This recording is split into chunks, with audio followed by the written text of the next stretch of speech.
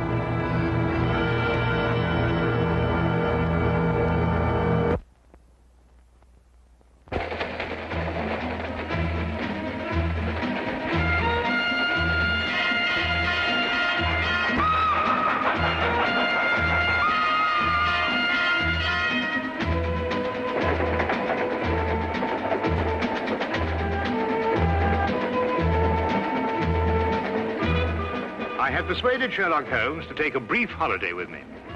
As we rumbled through the countryside, it was a comforting thought indeed that for a while anyway, there would be no desperate men at the door of our flat in Baker Street, no life and death cases to solve. Ahead were 4 whole days as suspended and happily uneventful as this train trip.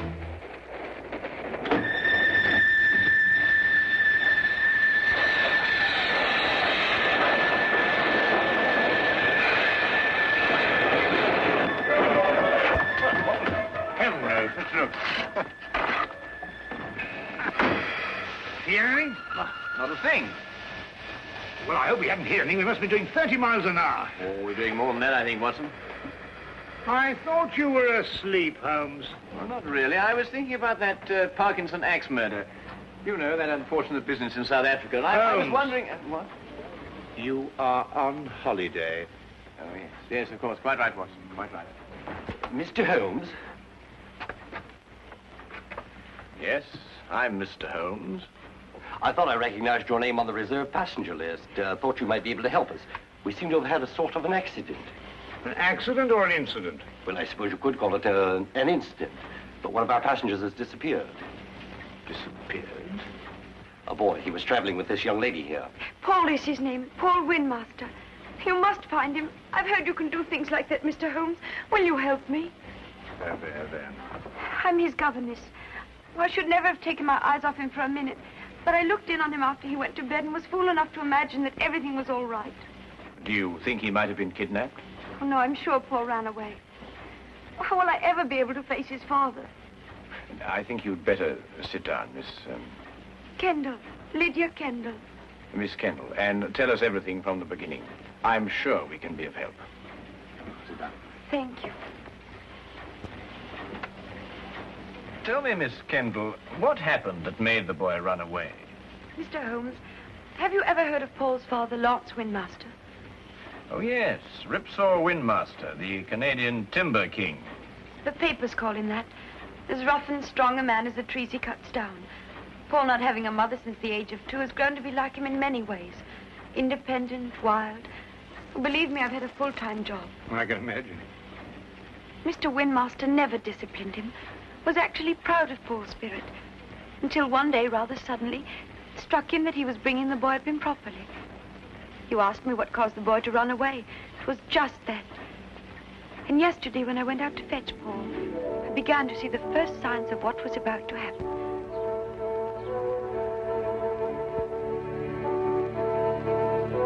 Paul! Paul! Paul, you'll have to come home now and get dressed. We're all packed and ready to go. Yes, Miss Kendall. Hurry now, we can't miss the train.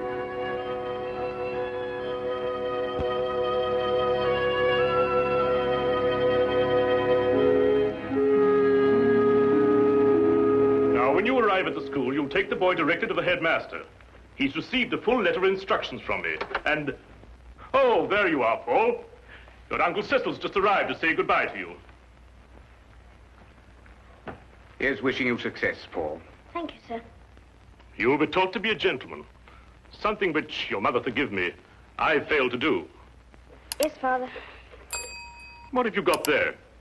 White mice. White? Now look here, Paul. You certainly don't intend to take them to school with you. Well, I can't leave them here. Nobody would look after them.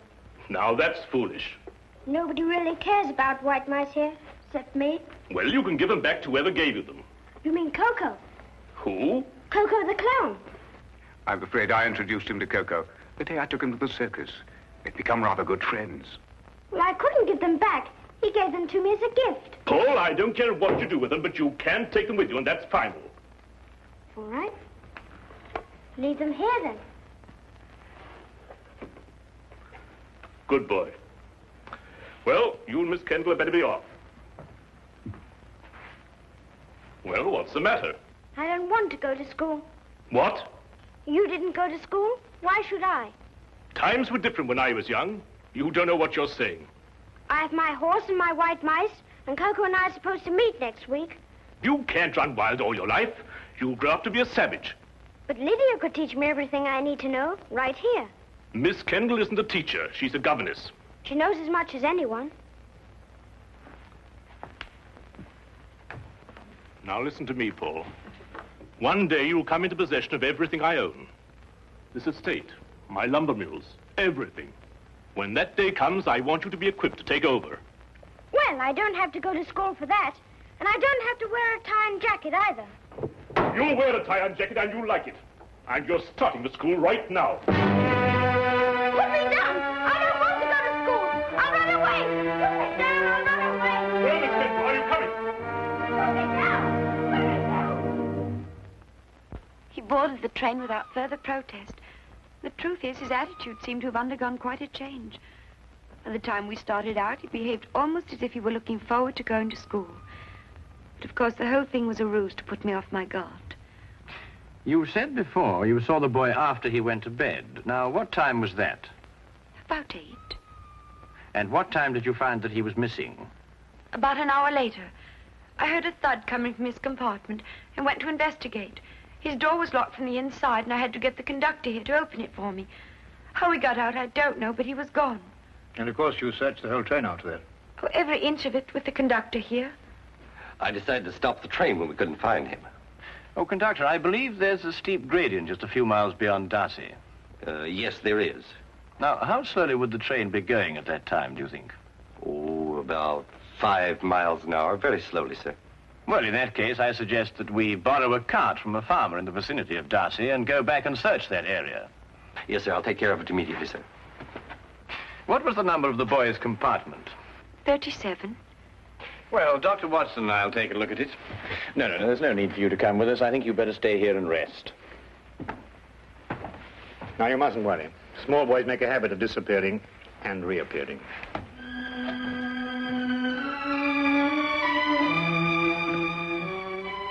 I hope so, I hope so.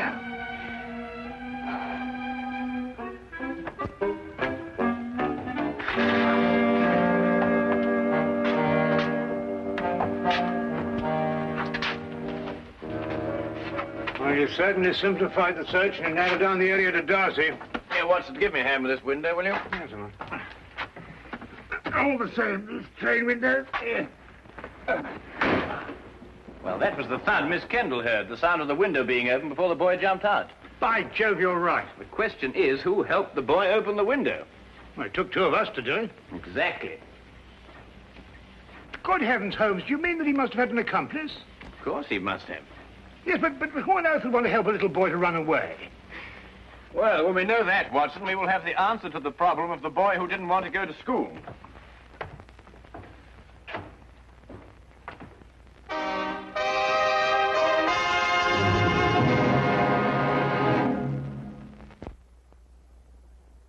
And now we return to the case of the Night Train Riddle. Taking Holmes' suggestion, we borrowed a cart and traced the rail line back to the upgrade near Darcy. We combed the area several times without uncovering a single clue. All of us were soon discouraged and ready to abandon the search.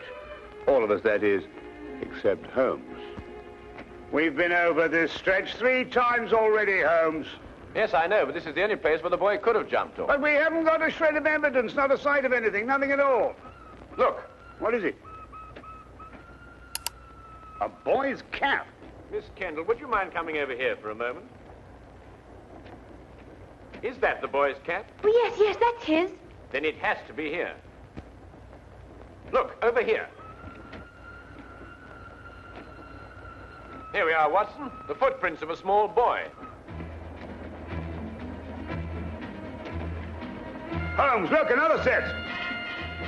Must be the boy's accomplice. Ah, good work, Watson. They end here.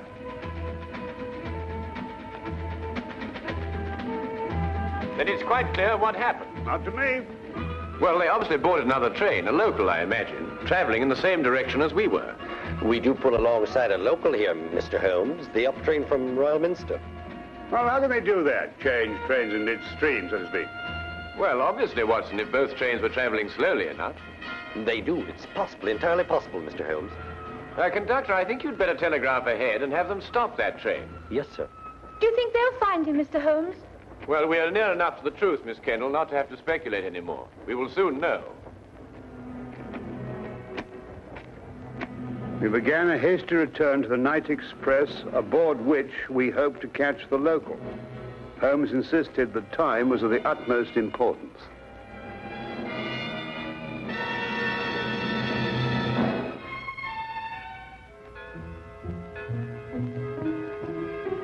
Paul. Pardon? I'm sorry. I thought to another boy.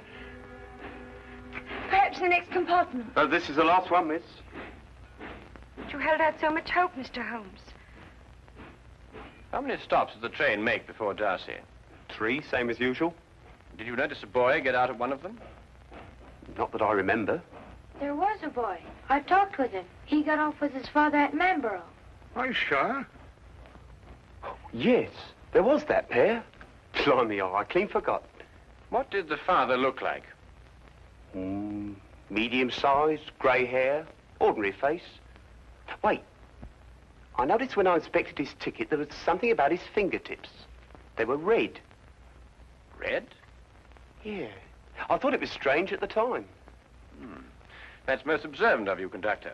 That proves it, Watson. Holmes, do you know who he is? Of course. Coco the clown. Coco the clown? He was the boy's friend. But more than that, there's the red fingertips. The significance of which completely escapes me. Rouge, Watson, the same kind of clown uses. He was evidently in a great hurry to catch the train. He didn't have time to remove it all. Oh, if you're only right, Mr. Holmes. And unless I miss my guess, we'll find them both in Manborough now.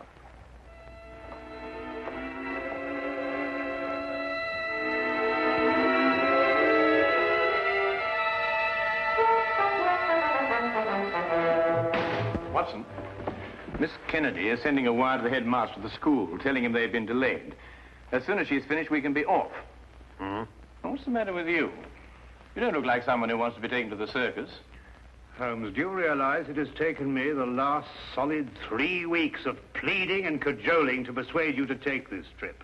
And now look where we end up, in Manborough. And don't you underestimate it. We can have a very exciting holiday here. Oh, holiday? We might as well have pitched a tent in Lestrade's office. I know, but we couldn't very well refuse to help them. No, we couldn't have refused to help them. But when we eventually find whoever it is who's at the bottom of this thing, please remember one thing. He's my pigeon.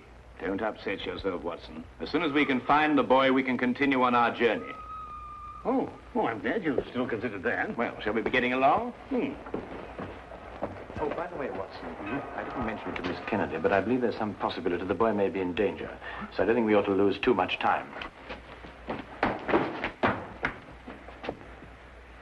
Not a very convenient place to leave luggage.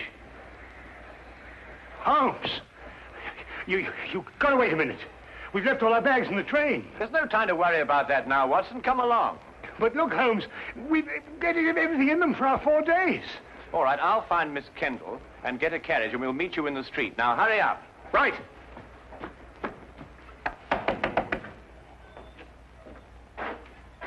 Could you tell me if the night express has gone yet? He had to switch back to the main line. I wondered if it was still in the yard somewhere.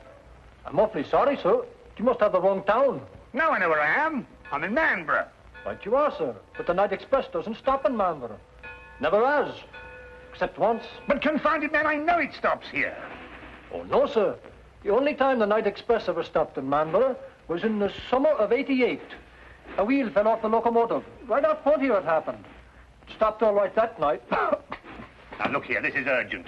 I happen to know the night express stops here because I got off the thing at this station. Now, will you kindly go and find out if it's still here? Well, I have to go down to the yard area. In about 5 minutes, I'll ask the signal box. 5 minutes? Oh, never mind. Watson, come along. The carriage is waiting. But...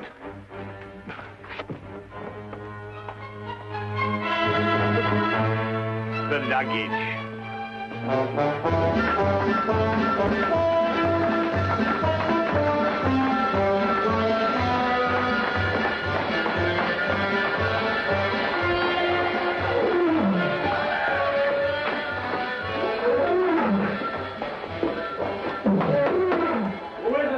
Cecil, open up.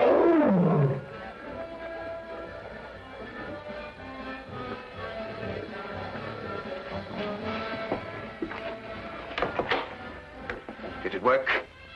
We jumped off, switched trains. Ta-da! Like a couple of acrobats. Where's the boy now?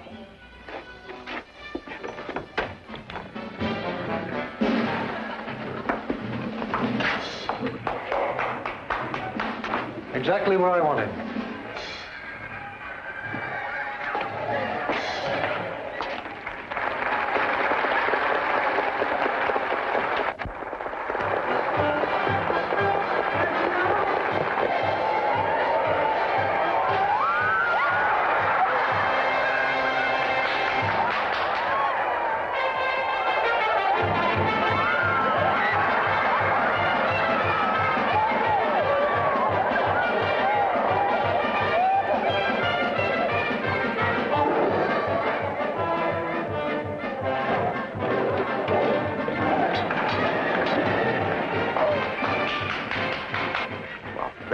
Get it over with. I was waiting for a down payment. How much? £100 should do it.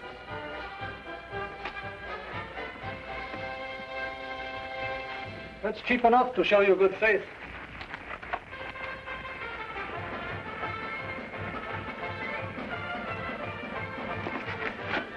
I'll expect the rest when I've finished.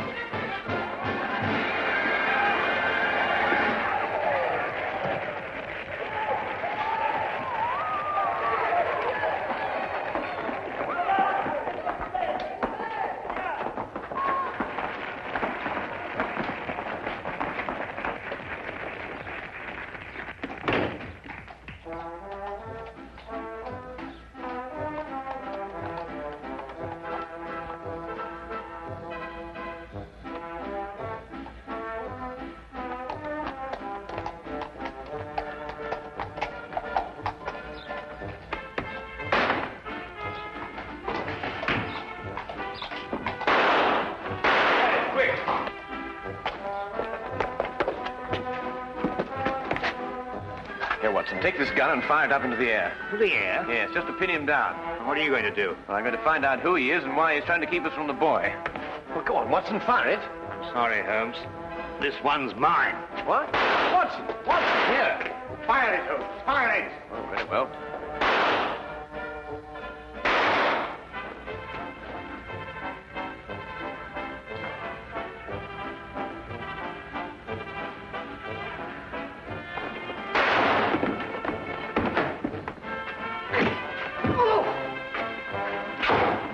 Come along, Miss Kendall. Watson, you're a fool to have taken such a risk. No, with you covering me, I couldn't miss. Get up.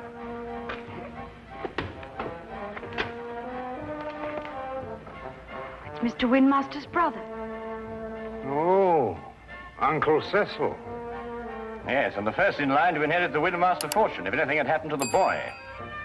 That's right, you would be the heir. You may not think so at the moment, Mr. Widowmaster, but you're very fortunate. If the boy had been killed, you would most certainly have been hanged. Hanged? Yes, hanged. Stop him. Stop who? Coco, he's about to kill the boy. Push him off the catwalk backstage.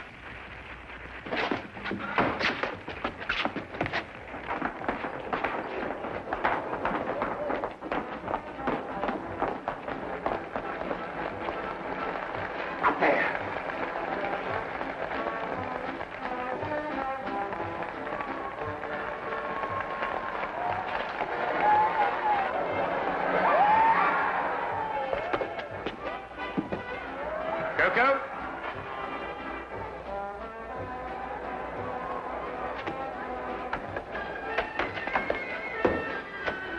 Don't come any closer. I'm coming down.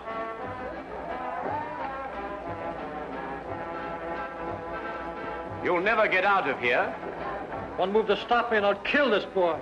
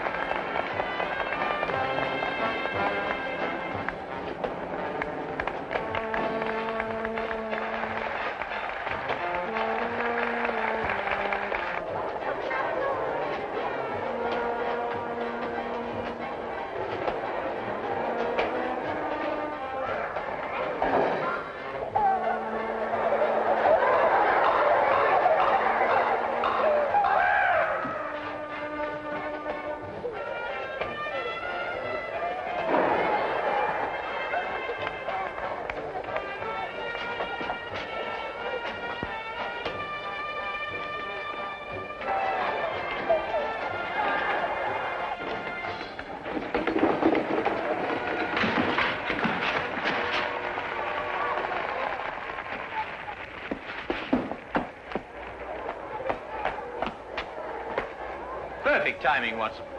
Yes, it wasn't bad, even though I do say so myself. He wanted to kill me, and I thought he was a friend. Well, that should teach you a lesson, Paul. No one's a friend who encourages a boy to run away from school. Why, what would have become of Dr. Watson here if he hadn't gone to school? Well, it's very simple. He'd never have been able to accomplish that trick. But all he did was to... In dropping that counterweight, young man, I had to know the speed of falling objects, the theory of weight and counterweight, and of stress and resistance. Now, if I hadn't studied physics, there's no telling what might have happened to you. I never thought of that. No, of course not. Well, just you think of it from now on.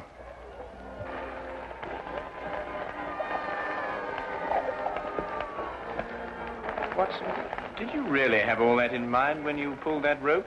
Oh, every bit of it, of course. Oh, did you? Uh-huh. Come on, you. And you.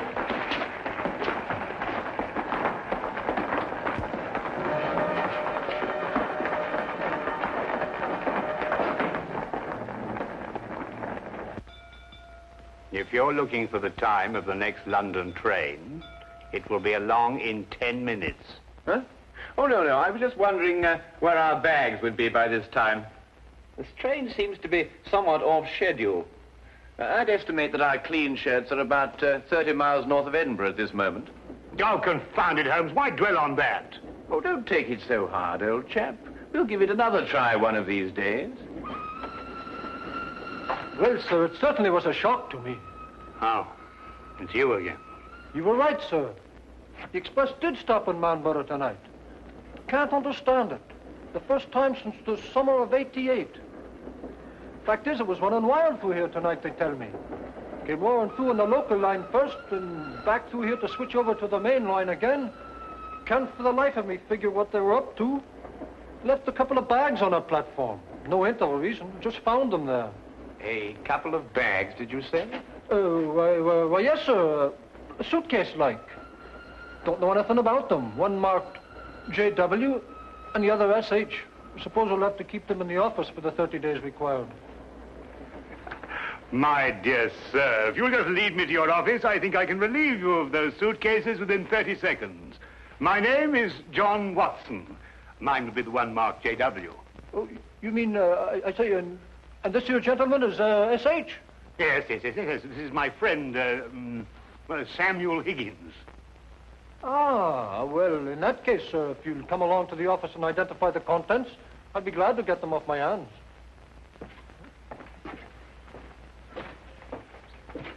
Samuel Higgins? Yes. You see, we have 3 whole days left. And I'm quite sure that nobody will want to interfere with the holiday of Samuel Higgins.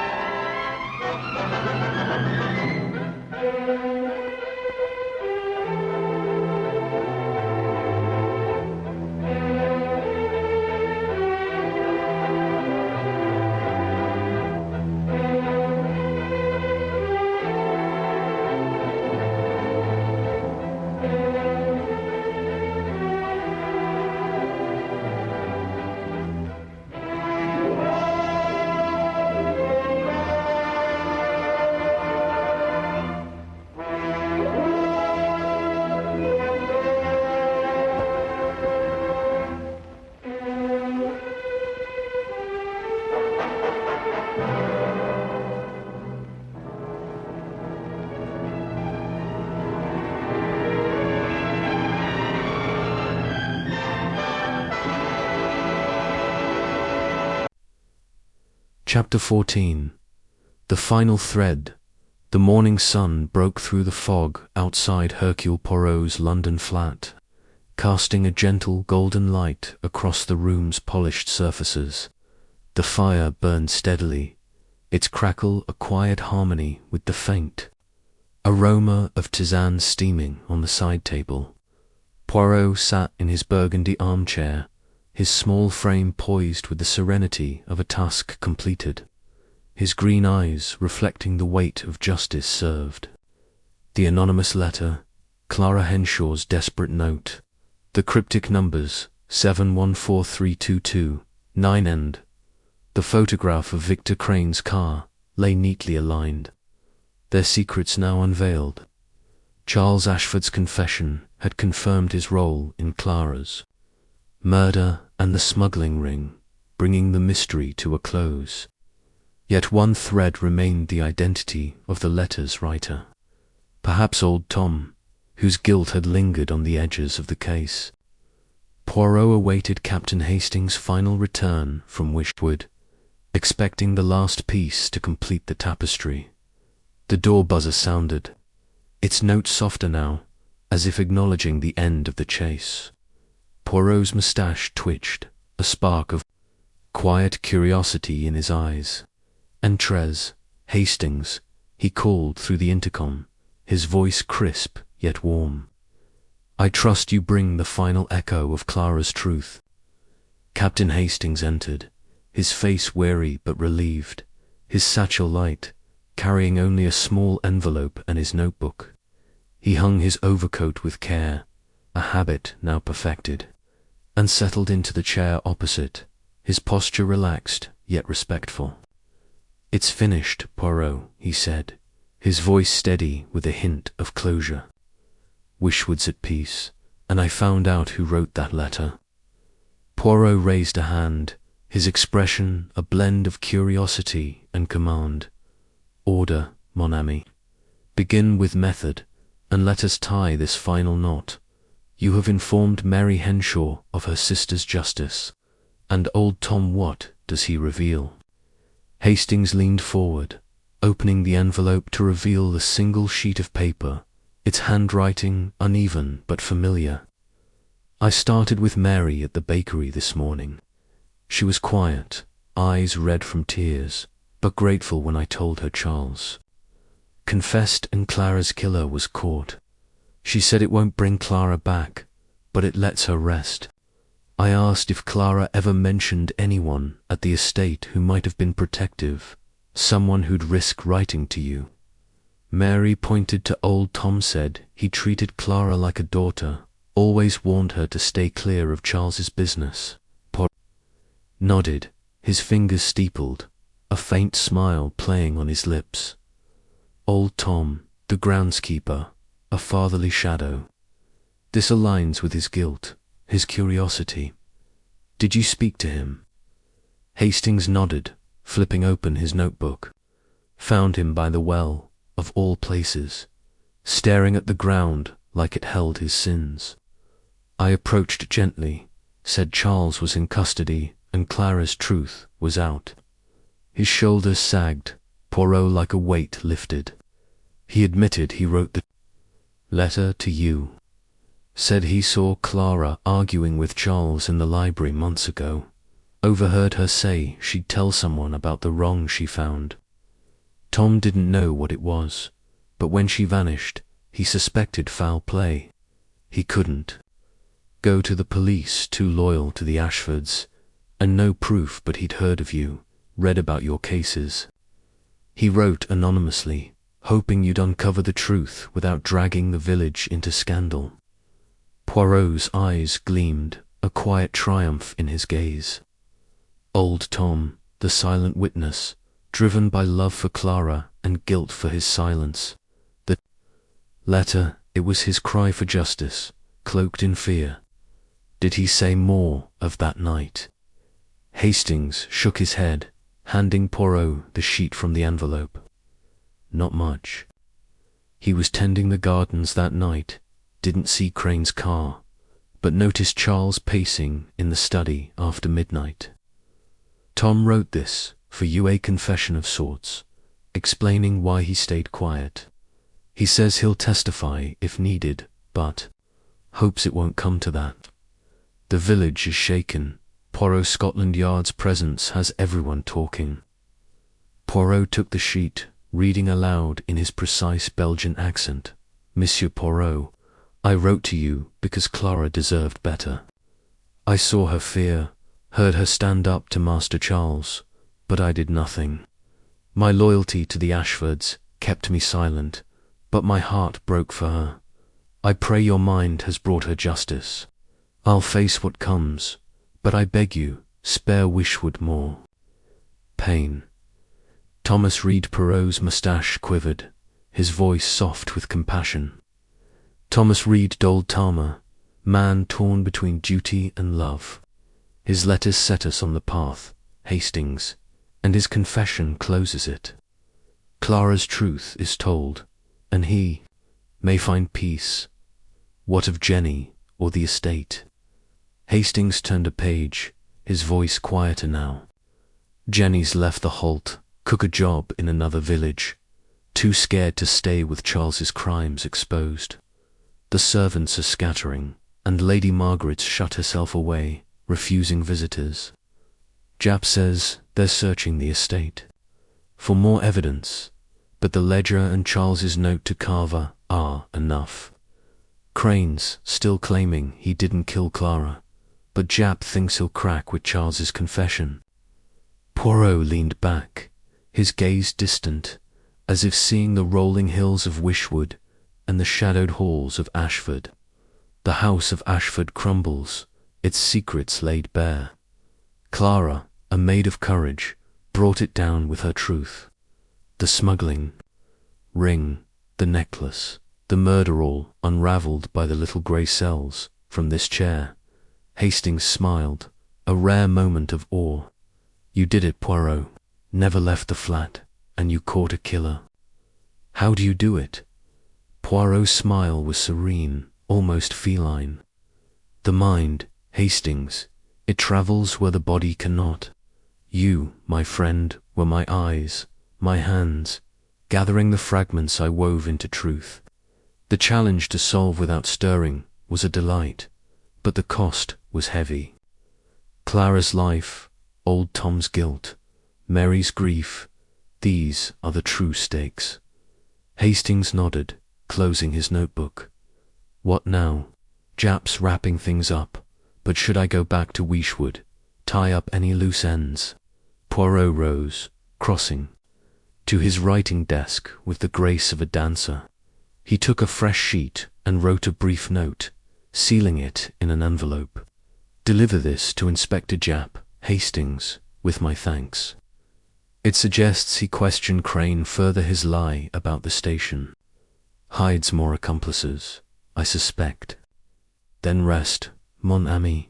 Weeshwood needs time to heal, and you have earned a respite. Hastings took the envelope, his brow furrowing. And old Tom. Should I tell him anything? Poirot's voice softened, a rare warmth in his tone. Tell Thomas. Read that Clara's justice was his doing, too. His letter was the spark, and he need carry no more guilt. Let him tend his gardens in peace. As Hastings departed, the flat fell silent, the fire's glow casting long shadows. Poirot picked up old Tom's confession, its uneven script a testament to a man's quiet courage. Clara's murder, Charles's smuggling, the hidden well they formed a tragedy, now resolved. The anonymous letter had been the first note in a symphony of justice, played by Poirot's mind alone. He returned to his armchair, the tisane's warmth a quiet comfort. The mystery was complete, its threads woven into a tapestry of truth. The challenge to solve from his chair had been met, a triumph of intellect over action. The little grey cells rested, content, though ready for the next puzzle to come. The clock chimed 9, and Poirot leaned back, serene. The day had tied the final thread, and Weeshwood could begin to heal. For now he savoured the quiet, the scent of tisane, and the fulfilment of a truth unveiled. A cryptic letter arrives at Hercule Poirot's London flat, pleading for justice without leaving a trace.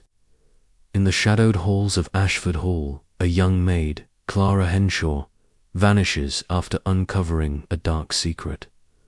Was it the stolen sapphire necklace, the mysterious coded numbers, or the sinister dealings of Charles Ashford, entangled in a smuggling ring with a shadowy figure known only as Mr. V?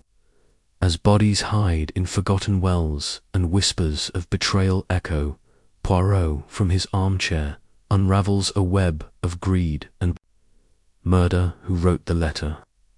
What did Clara know that cost her life? Dive into a mystery where every clue tightens the noose.